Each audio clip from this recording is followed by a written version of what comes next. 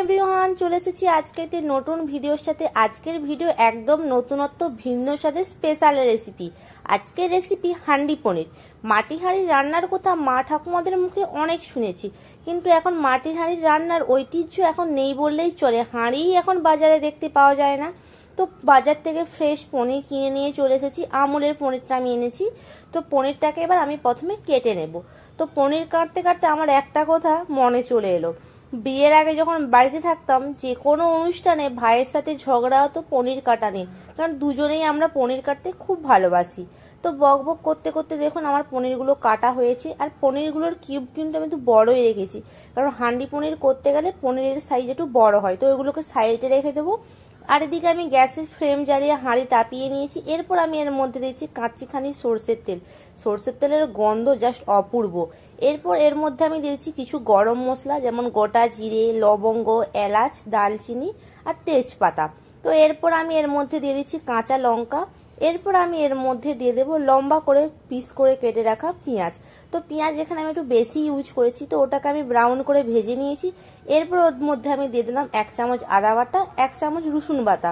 তো আমি মাটির হাঁড়িটাকে কিন্তু 10-15 ঘন্টা রাত্রিবেলায় ভিজিয়ে রেখে দিয়েছিলাম, তারপর আমি রান্না করছি। তো এর মধ্যে আমি দিয়ে দিচ্ছি লম্বা করে কুচনো ক্যাপসিকাম। আমার কাছে এক কালার ছিল, আপনারা যে কোনো কালারে ব্যবহার করতে পারেন। এরপর আমি দিয়ে দিচ্ছি একটা গোটা টমেটো। এখানে আপনারা বেশি ব্যবহার করতে পারেন, কিন্তু আমি এখানে কম দিয়েছি কারণ আমি পরে টক দই ব্যবহার করব।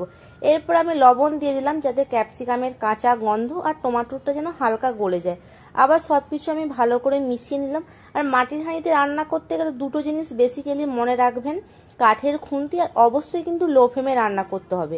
এরপর আমি এর মধ্যে দিয়ে দিচ্ছি হলুদ গুঁড়ো, লঙ্কা গুঁড়ো, জিরে গুঁড়ো, ধনে গুঁড়ো আর সামান্য গরম মশলা। যেমন বিয়ে বাড়িতে কোণে ছাড়া বিয়ে অসম্পূর্ণ, তেমন এইসব মশলা ছাড়া যে কোনো রান্নাই কিন্তু অসম্পূর্ণ।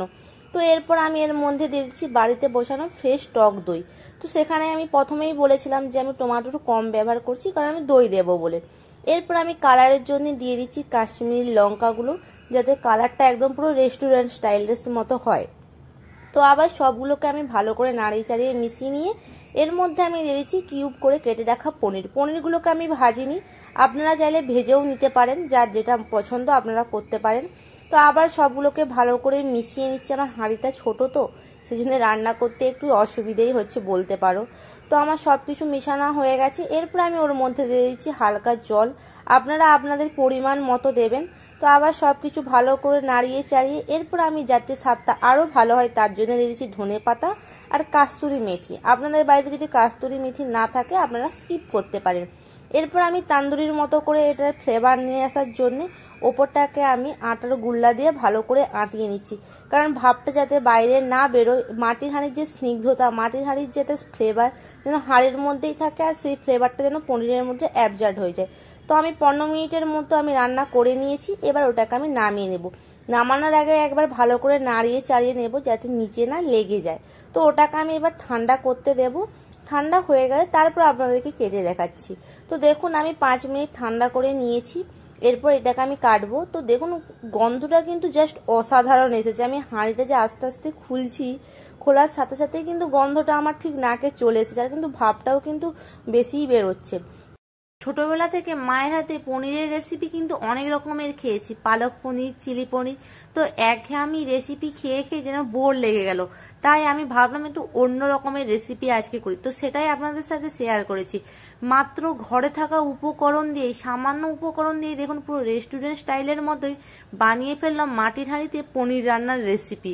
তো এই রেসিপিটা কিন্তু জাস্ট দুর্দান্ত হয়েছে। দেখুন কালারটা এত সুন্দর, পনিরটাও কিন্তু একদম সফট, এক কণও কিন্তু ভেঙে যায়নি, আর পেঁয়াজ ক্যাপসিকামগুলো দেখুন পুরো গলে যায়নি।